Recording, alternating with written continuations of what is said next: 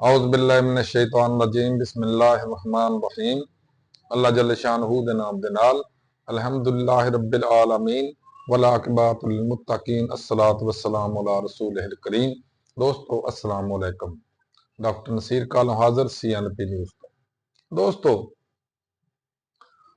ਅਸੀਂ ਜਦੋਂ ਕੁਰਾਨ ਦਾ ਤਜ਼ਕਰਾ ਕਰਨੇ ਆ, ਕੁਰਾਨ ਨੂੰ ਪੜ੍ਹਨੇ ਆ, ਕੁਰਾਨ ਤੇ ਗੌਰ ਕਰਨੇ ਆ, ਬਾਰ-ਬਾਰ ਕੁਰਾਨ ਚ ਅੱਲਾਹ ਤਾਲਾ ਨੇ ਫਰਮਾਇਆ ਕਿ ਤੁਸੀਂ ਇੱਥੇ ਗੌਰ ਕਿਉਂ ਨਹੀਂ ਕਰਦੇ। ਤੇ ਇੱਕ ਚੀਜ਼ ਬੜੀ ਵਾਜ਼ੇ ਸਾਹਮਣੇ ਆਉਂਦੀ ਆ ਕਿ ਕਰੂਐਲਿਟੀ ਜਾਂ ਜ਼ੁਲਮ ਬਰਬਰੀਅਤ ਜਿਹੜੀ ਆ ਨਾ ਉਹ ਇੱਕ ਹੱਦ ਤੱਕ ਤੇ ਚੱਲ ਸਕਦੀ ਆ, ਲੇਕਿਨ ਉਹ ਸਦਾ ਵਾਸਤੇ ਨਹੀਂ ਹੁੰਦੀ। ਜਿਹਦੇ ਚ ਅੱਲਾਹ ਤਾਲਾ ਜੱਲ ਸ਼ਾਨਹੂ ਨੇ ਮੁਖਤਲਿਫ ਕੌਮਾਂ ਦੇ ਅੱਗੇ ਕਿੱਸੇ ਸੁਣਾਏ ਨੇ ਕਿ ਕੀ ਕਰਦੇ ਸੀ, ਕੀ ਉਹਨਾਂ ਨਾਲ ਹੋਇਆ, ਕਿਸ ਤਰ੍ਹਾਂ ਅਜ਼ਾਬ ਦੇ ਸ਼ਿਕਾਰ ਹੋਏ।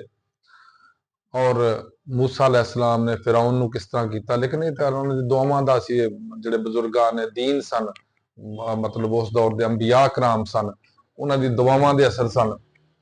ਅੱਜ ਤੁਸੀਂ ਅੱਜ ਵੀ ਦੇਖੋਗੇ ਨਾ, ਅੱਜ ਵੀ ਤੁਹਾਨੂੰ ਹਰ ਜਗ੍ਹਾ ਤੇ ਫਿਰੌਨ ਨਜ਼ਰ ਆਉਣਗੇ। ਕਿਸੇ ਦਫ਼ਤਰ 'ਚ ਚਲੇ ਜਾਓਗੇ, ਉੱਥੇ ਵੀ ਤੁਹਾਨੂੰ ਕੋਈ ਨਾ ਕੋਈ ਫਿਰੌਨ, ਛੋਟੇ ਤੋਂ ਛੋਟਾ, ਵੱਡੇ ਤੋਂ ਵੱਡਾ, ਬਹੁਤ ਵੱਡਾ, ਉੱਥੋਂ ਚਲੇ ਜਾਓ ਟਾਪ ਦਾ ਫਿਰੌਨ ਤੁਹਾਨੂੰ ਨਜ਼ਰ ਆਏਗਾ। ਜੋ ਦੁਨੀਆ ਦੇ ਲੈਵਲ ਤੇ ਅਸੀਂ ਦੁਨੀਆ ਇੰਟਰਨੈਸ਼ਨਲ ਪਰਸਪੈਕਟਿਵ ਤੇ ਇਹਨੂੰ ਦੇਖਨੇ ਆ, तो तुम देखो दुनिया च भी तुहानू बड़े बड़े वड्डे फिरौन नजर आउणगे। मसलन अरब दे अंदर एक छोटा जिहा इन्ना कि इसराइल सीगा, जिन्हें बरबरीयत, बदमाशी, गुंडागर्दी और तबाही और बर्बादी की वजह तो अपना नाम पैदा किया। और जिन्ने भी उहदे कुर्बो जवार रहिंदे सन, सारे सारे अरब मुल्क छोटे छोटे, उन्होंने पहले तो इन्होंने ਜਿਹੜੇ ਹੈ ਸੀ ਮਗਰਬੀ ਮੁਲਕ, ਇਹਨਾਂ ਨੇ ਤਕਸੀਮ ਕੀਤਾ ਉਹਨੂੰ। ਇੱਕ ਮੁਲਕ ਦੀ ਬਜਾਏ, ਇੱਕ ਖਲੀਫਾ ਦੇ ਬਜਾਏ ਮੁਖਤਲਿਫ ਮੁਲਕਾਂ 'ਚ ਤਕਸੀਮ ਕਰਕੇ ਉਹਨੂੰ ਕਮਜ਼ੋਰ ਕੀਤਾ।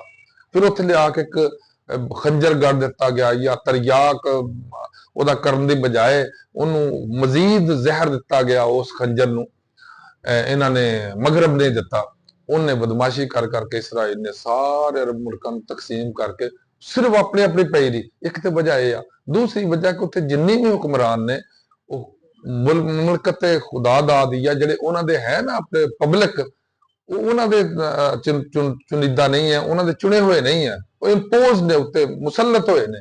ਇਹ ਵੀ ਉਹਨਾਂ ਦੀ ਕਮਜ਼ੋਰੀ ਆ ਕਿ ਲੋਕ ਉਹਨਾਂ ਨੂੰ ਮੁਮਕਨ ਪਸੰਦ ਹੀ ਨਾ ਕਰਦੇ ਹੋਣ, ਜਾਂ ਇਹ ਮਾਮਲਾਤ ਨੇ। ਔਰ ਇਸ ਚੀਜ਼ ਨੂੰ ਰੋਕਣ ਵਾਸਤੇ ਕਿ ਪਬਲਿਕ ਸਾਡੇ ਖਿਲਾਫ ਨਾ ਹੋਵੇ, ਉਹਨਾਂ ਨੂੰ ਕਦੀ ਅਮਰੀਕਾ ਦੀ ਰੱਸਾਕਸੀ ਕਰਨੀ ਪੈਂਦੀ ਆ, ਕਦੀ ਇਸਰਾਈਲ ਦੀ ਸਾਕਾਕਸੀ ਕਰਦੇ ਨੇ। ਮਤਲਬ ਇਹ ਹੈ ਕਿ ਉਹਨਾਂ ਦੇ ਤਲਵੇ ਚੜਦੇ ਫਿਰਦੇ ਨੇ, ਤੇ ਉਹਨਾਂ ਦੇ ਯਹੀ ਕਰਦੇ ਫਿਰਦੇ ਨੇ, ਤੇ ਉਹਨਾਂ ਦੇ ਸਮਝ ਲਓ ਕਿ ਮਜ਼ਾਰੇ ਬਣ ਕੇ ਬੈਠੇ ਨੇ। ਲੇਕਿਨ ਅੱਲਾਹ ਤਾਲਾ ਦਾ ਇੱਕ ਨਿਜ਼ਾਮ ਆ, ਜਿਹਨੇ ਅੱਲਾਹ ਤਾਲਾ ਦੀ ਮਰਜ਼ੀ ਨਾਲ ਹੀ ਚੱਲਣਾ ਵਾ। ਈਰਾਨ ਨੂੰ ਅੱਜ ਤੋਂ ਬਹੁਤ ਅਰਸਾ ਪਹਿਲੇ ਤੁਸੀਂ ਦੇਖੋ ਕਿ ਇਹ ਸਾਰੇ ਯੂਰਪ ਨੇ, ਸਾਰੇ ਮਗਰਬ ਨੇ, ਇਸਰਾਈਲ ਨੇ ਖਸੂਸਨ ਉਹਨੂੰ ਕਾਰਨਰ ਕਰਕੇ ਰੱਖਿਆ। ਪਾਬੰਦੀਆਂ ਲੱਗੀਆਂ, ਉਹਦੇ ਕੋਲ ਨਾ ਕੋ ਆ ਸਕਦਾ ਸੀ, ਲੈ ਸਕਦਾ ਸੀ ਕੁਝ, ਨਾ ਕੋਈ ਦੇ ਸਕਦਾ ਕਿਸੇ ਨੂੰ। ਉਹਨਾਂ ਨੇ ਇਹਦਾ ਫਾਇਦਾ ਉਠਾਇਆ ਇਸ ਚੀਜ਼ ਦਾ ਕਿ ਆਪਣੇ ਅੰਦਰ ਰਿਸੋਰਸਸ ਐਸੇ ਪੈਦਾ ਕਰ ਲਏ, ਜ਼ਰਾਏ ਪੈਦਾ ਕਰ ਲਏ ਕਿ ਹਰ ਚੀਜ਼ ਸੂਈ ਤੋਂ ਲਾ ਕੇ ਜਹਾਜ਼ ਤੱਕ ਖੁਦ ਬਣਾਉਣ ਲੱਗ ਪਏ। ਲੇਕਿਨ ਇਸ ਤੋਂ ਪਹਿਲੇ ਕੀ ਸੀ? ਪਹਿਲੇ ਦੌਰ 'ਚ ਕੀ ਹੁੰਦਾ ਸੀ ਈਰਾਨ ਨਾਲ, ਕਿ ਉਹ ਹਰ ਚੀਜ਼ ਬਾਹਰੋਂ ਬਰਾਮਦ ਕਰਦੇ ਸੀ। ਤੇਲ ਉਹਨਾਂ ਕੋਲ ਵਾਫਰ ਸੀ, ਤੇਲ ਵੇਚਣਾ, ਪੈਸੇ ਉਹਨੇ ਤੋਂ ਕਰੀ। ਹੁਣ ਕੀ ਸੀ? ਤੇਲ ਉਹਨਾਂ ਦੇ ਕੋਲ ਮੌਜੂਦ ਆ, ਉਹਨੇ ਦਾ ਉਹਨਾਂ ਹੀ ਆ, ਰਿਸਟੋਰਡ ਆ, ਲੇਕਿਨ ਉਹਨੇ ਹਰ ਚੀਜ਼ ਖੁਦ ਬਣਾਉਣੀ ਸ਼ੁਰੂ ਕਰਤੀ, ਚਾਈਨਾ ਦੀ ਤਰ੍ਹਾਂ। ਜਿਸ ਤਰ੍ਹਾਂ ਚਾਈਨਾ ਛਾ ਗਿਆ, ਇਸ ਤਰ੍ਹਾਂ ਈਰਾਨ ਵੀ ਆਪਣੇ ਮੁਲਕ ਦੇ ਅੰਦਰ ਆਪਣੀ ਜ਼ਰੂਰੀਅਤ ਪੂਰੀ ਕਰਨ ਤੋਂ ਇਲਾਵਾ ਐਕਸਪੋਰਟ ਕਰਦਾ ਸੀ। ਪਾਕਿਸਤਾਨ ਦੇ ਅੰਦਰ ਈਰਾਨ ਦੀਆਂ ਬਹੁਤ ਚੀਜ਼ਾਂ ਮਿਲਦੀਆਂ ਨੇ, ਔਰ ਬੜੀਆਂ ਆਲਾ ਕੁਆਲਿਟੀ ਦੀਆਂ। ਹੁਣ ਦੇਖੋ ਤੁਸੀਂ, ਅੱਲਾਹ ਤਾਲਾ ਨੇ ਬਾਜ਼ ਔਕਾਤ ਕਹਿੰਦੇ ਨੇ ਕਿ ਅੱਲਾਹ ਤਾਲਾ ਕਿ ਛੋਟੇ ਜਿਹੇ ਪਰਿੰਦੇ को ਇੱਕ ਬਹੁਤ ਬੜੇ ਜਾਨਵਰ ਨੂੰ ਮਰਵਾ ਦਿੰਦਾ। ਇਸਰਾਈਲ ਨੇ ਅਮਰੀਕਾ ਨਾਲ ਗੰਢ ਕੇ ਤੇ ਆਣ ਕੇ ਹਮਲਾ ਕਰ ਦਿੱਤਾ ਈਰਾਨ ਦੇ ਉੱਪਰ ਕਿ ਅਸੀਂ ਈਰਾਨ ਨੂੰ ਤਬਾਹ ਬਰਬਾਦ ਕਰ ਦੇंगे। अगर ਇਹ 'ਚ ਕੋਈ ਸ਼ੱਕ नहीं है कि जो बर्बरीयत, जुल्म और जो तशद्दद और जो कत्लो गारत ईरान ने और इसराइल ने की है ईरान के अंदर, ये दुनिया की तारीख बहुत कम जगह पर मिलती है। लेकिन इसराइल वास्ते कोई नवी चीज़ नहीं है। इसराइल इस तो पहले बहुत कत्लो गारत कर चुके हैं, गिजा दे विच खंडरात बनाते, दुनिया तबाह करती, बच्चे बच्चे छोटे छोटे बच्चे शहीद किए, और उन्हें एक किस्म की नस्ल कुशी करनी शुरू की मुसलमानों की। अमरीका ਉਹਦਾ ਬਾਡੀਗਾਰਡ ਬਣਿਆ, ਉਹਦਾ ਰੱਸਾਗੀਰ ਬਣਿਆ, ਔਰ ਅਮਰੀਕਾ ਨੇ ਆ ਕੇ ਈਰਾਨ ਦੇ ਉੱਤੇ ਸਭ ਕੁਝ ਇਸਰਾਈਲ ਦੇ ਨਾਲ ਮਿਲ ਕੇ ਸ਼ੁਰੂ ਕੀਤਾ। ਲੇਕਿਨ ਤੁਸੀਂ ਦੇਖੋ ਕਿ ਹਰ ਫਿਰੌਨ ਵਾਸਤੇ ਅੱਲਾਹ ਤਾਲਾ ਨੇ ਕੋਈ ਨਾ ਕੋਈ ਮੂਸਾ ਜ਼ਰੂਰ ਪੈਦਾ ਕੀਤਾ। ਹੁਣ ਈਰਾਨ ਦੇ ਤਰਲੇ ਕਰਦੇ ਫਿਰਦੇ ਨੇ ਤੂੰ ਜੰਗ ਬੰਦ ਕਰ ਦੇ। ਈਰਾਨ ਨਹੀਂ ਮੰਨਦਾ। ਔਰ ਇਹ ਈਰਾਨ ਦੀ, ਇਹ ਉਹਨਾਂ ਦੇ ਅੱਲਾਹ ਤੇ ईमान ਦੀ ਇੱਕ ਬਹੁਤ ਬੜੀ ਕਹਾਣੀ ਹੈ। ਇਹ ਬਹੁਤ ਬੜਾ ਸਬੂਤ ਹੈ ਕਿ ਅੱਲਾਹ ਤਾला ਉਹਨਾਂ ਨੂੰ ਮਦਦ ਵੀ ਕੀਤੀ। ਅਗਰਚੇ ਬੜੀ ਤਬਾਹੀ ਲੱਥੀ ਹੈ ਈਰਾਨ 'ਚ, ਇਹਦੇ 'ਚ ਕੋਈ ਸ਼ੱਕ ਨਹੀਂ ਹੈ, ਲੇਕਿਨ ਈਰਾਨੀ ਹਸ਼ਾਸ਼ ਬਸ਼ਾਸ਼ ਦੌੜੇ ਫਿਰਦੇ ਨੇ, ਕੋਈ ਪਰੇਸ਼ਾਨੀ ਨਹੀਂ ਉਹਨਾਂ ਨੂੰ। ਲੇਕਿਨ ਇਹ ਜਿਹੜੇ ਜ਼ਾਲਿਮ ਸਨ, ਅਮਰੀਕਾ ਲੁਕਦਾ ਫਿਰਦਾ ਕਿ ਮੇਰੇ ਉੱਤੇ ਨਾ ਕੋਈ ਈਰਾਨ ਹਮਲਾ ਕਰਵਾ ਦੇ। ਇਸਰਾਈਲ, ਉਹ ਬੈਂਜਮਨ ਨਤਨਯਾਹੂ, ਕੀ ਉਹਦਾ ਨਾਮ ਵਜ਼ੀਰ ਆਜ਼ਮ ਦਾ, ਉਹ ਲੁਕਦਾ ਫਿਰਦਾ ਮੈਨੂੰ ਨਾ ਕਿਤੇ ਮਰਵਾ ਦੇਣ। ਤੇ ਈਰਾਨੀ ਜਿਹੜੇ ਨੇ ਉਹ ਜਲਸੇ ਜਲੂਸ ਕਰਦੇ ਫਿਰਦੇ ਨੇ। ਔਰ ਕੱਲ ਯੌਮ ਕੁਦਸ ਮਨਾਇਆ ਗਿਆ, ਔਰ ਸਭ ਤੋਂ ਜ਼ਿਆਦਾ ਈਰਾਨ ਨੇ ਮਨਾਇਆ। ਯੌਮ ਕੁਦਸ ਕਿਹਨੂੰ ਕਹਿੰਦੇ ਆ, ਬਹੁਤ ਸਾਰੇ ਲੋਕਾਂ ਨੂੰ ਨਹੀਂ ਪਤਾ ਹੋਣਾ। ਉਹ ਇਹ ਹੈ ਕਿ ਬੈਤੁਲ ਮਕਦਸ ਦੀ ਆਜ਼ਾਦੀ ਵਾਸਤੇ ਹਰ ਸਾਲ ਇੱਕ ਦਿਨ ਮਨਾਇਆ ਜਾਂਦਾ, ਜਿਹੜਾ ਕੱਲ ਸੀਗਾ। ਔਰ ਈਰਾਨ ਨੇ ਉਹ ਮਨਾਇਆ, ਔਰ ਲੱਖਾਂ ਦੇ ਹਿਸਾਬ ਨਾਲ ਦੁਨੀਆ ਈਰਾਨ 'ਚ ਸੜਕਾਂ ਦੇ ਉੱਤੇ ਸੀ, ਇhtਜਾਜ ਕਰ ਰਹੇ ਸਨ। ਲੇਕਿਨ ਪਾਕਿਸਤਾਨ ਦੇ ਅੰਦਰ ਕੀ ਸੀ, ਇਸਲਾਮਾਬਾਦ ਦੇ ਅੰਦਰ ਜਨਾਬ ਕੰਟੇਨਰ ਲਗਾ ਕੇ ਬੰਦ ਕਰਤਾ ਵੀ ਤੇ ਕੋਈ ਜਲੂਸ ਨਾ ਨਿਕਲ ਆਏ, ਅਮਰੀਕਾ ਨਾਰਾਜ਼ ਨਾ ਹੋ ਜਾਏ। ਤੁਸੀਂ ਅੰਦਾਜ਼ਾ ਕਰੋ ਕਿ ਉਹ ਛੋਟਾ ਜਿਹਾ ਮੁਲਕ ਪਾਬੰਦੀਆਂ ਨਾਲ ਮਾਰਿਆ ਹੋਇਆ, ਉਹ ਅਮਰੀਕਾ ਨਾਲ ਲੜ ਗਿਆ, ਇਸਰਾਈਲ ਨਾਲ ਤਬਾਹ ਕਰਨ ਡਿਆ ਉਹਨੂੰ। ਲੇਕਿਨ ਸਾਡੇ ਜਿਹੜੇ ਨੇ ਅਮਰੀਕਾ ਤੋਂ ਵੀ ਡਰਦੇ ਨੇ, ਇਸਰਾਈਲ ਤੋਂ ਵੀ ਡਰਦੇ ਫਿਰਦੇ ਨੇ ਕਿਤੇ ਅਲ ਕੁਦਸ ਦਾ ਲੋਕਾਂ ਨੂੰ ਖਬਰਾਂ 'ਚ ਨਾ ਆ ਜਾਏ ਕਿ ਅਲ ਕੁਦਸ ਦੇ ਮੁਤਲਕ ਇਹਨਾਂ ਨੇ ਜਲੂਸ ਕੱਢਿਆ।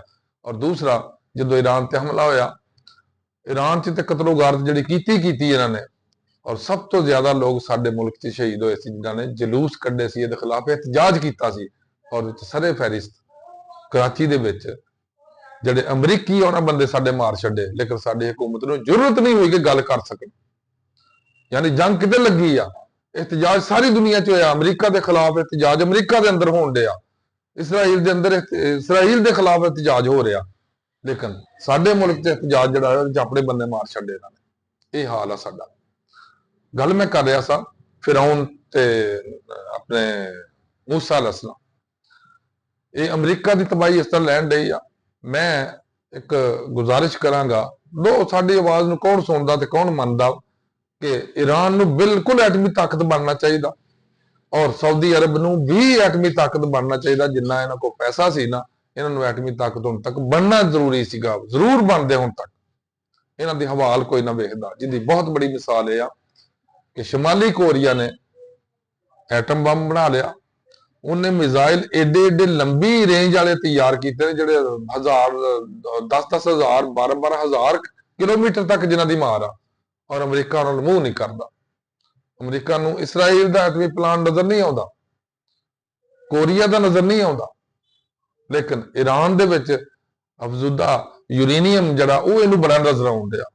ਇਸ ਵਾਸਤੇ ਕਿ ਇਹ ਇਸਲਾਮੀ ਮੁਲਕ ਆ। ਔਰ ਸਾਡੇ ਬਦਬਖਤੀ ਸਾਡੇ ਮੁਸਲਮਾਨਾਂ ਦੀ ਇਹ ਆ ਕਿ ਅਸੀਂ ਮੁਸਲਮਾਨ ਨਹੀਂ ਆ, ਬਲਕਿ ਅਸੀਂ ਸ਼ੀਆ ਸੁन्नी ਵਹਾਬੀ ਆ।